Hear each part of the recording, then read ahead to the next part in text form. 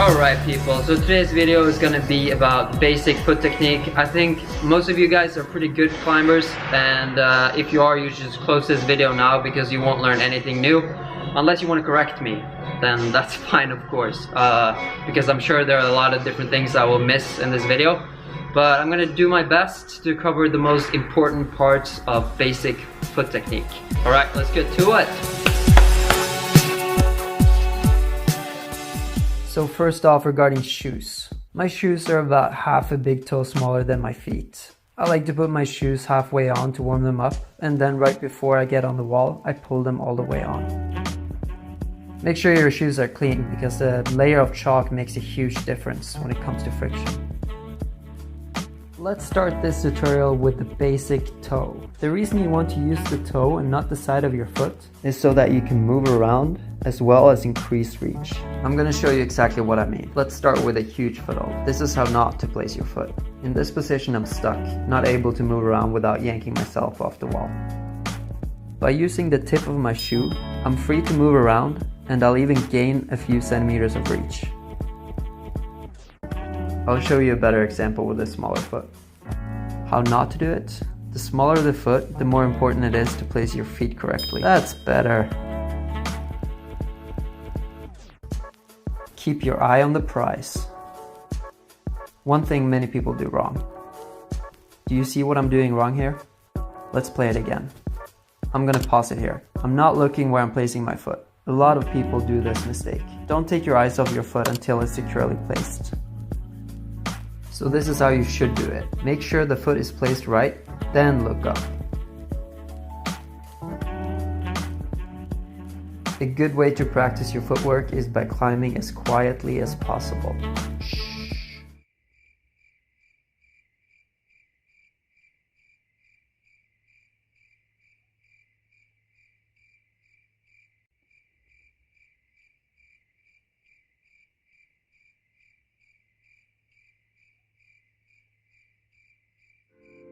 Okay, so smearing. While smearing, you want to put as much surface on the holes as possible, much like a racing tire. And on holes that build out like this one, you want to place your foot as far away from the wall as possible. If I'm all the way up here, I will push myself out of the wall. I'm gonna move my foot back down. That's more comfortable. Unless I need the extra reach, I'll keep my foot lower to have less tension on my arms. By lowering the heel, you engage more of the rubber on your shoes. So sorry for that intro to this chapter. But flagging can be used to stop your body from rotating. Knowing when to flag comes with climbing more. I'm gonna show you an example now.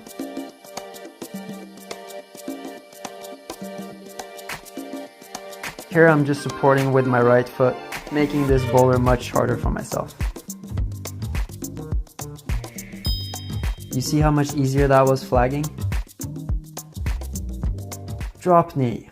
So drop knee is used to get your center of gravity closer to the wall. And you should be aware that this technique can be pretty bad for your knees.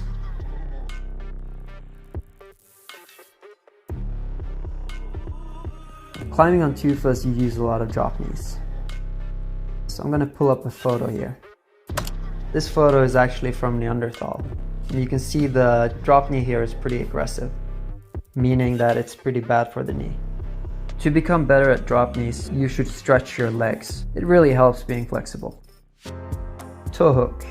First rule of toe hooks is that you should make room for it. So not like this.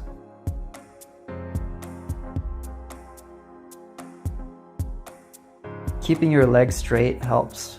Toe hooking is all about body tension. Training your abs can really improve your toe hook game.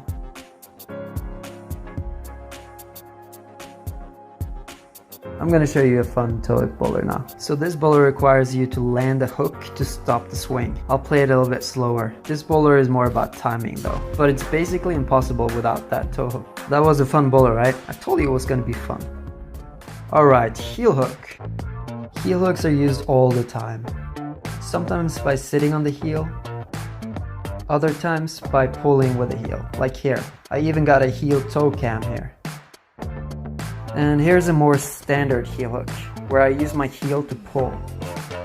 We can watch that a little bit closer. One way to get better at heel hooking is by stretching your hips. Heel hooking is a lot about flexibility.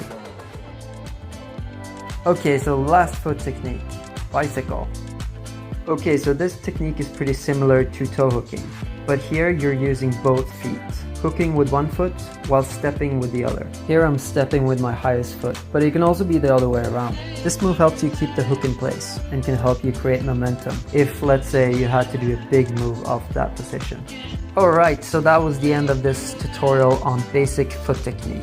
I might do another one on more advanced techniques, like this pogo move where you swing your foot to create momentum. I hope you found this tutorial somewhat useful. If you did, please make sure to give this video a thumbs up, and if you're new to this channel, please subscribe with notifications on to get notified when I post a new video. Alright, see you in the next one.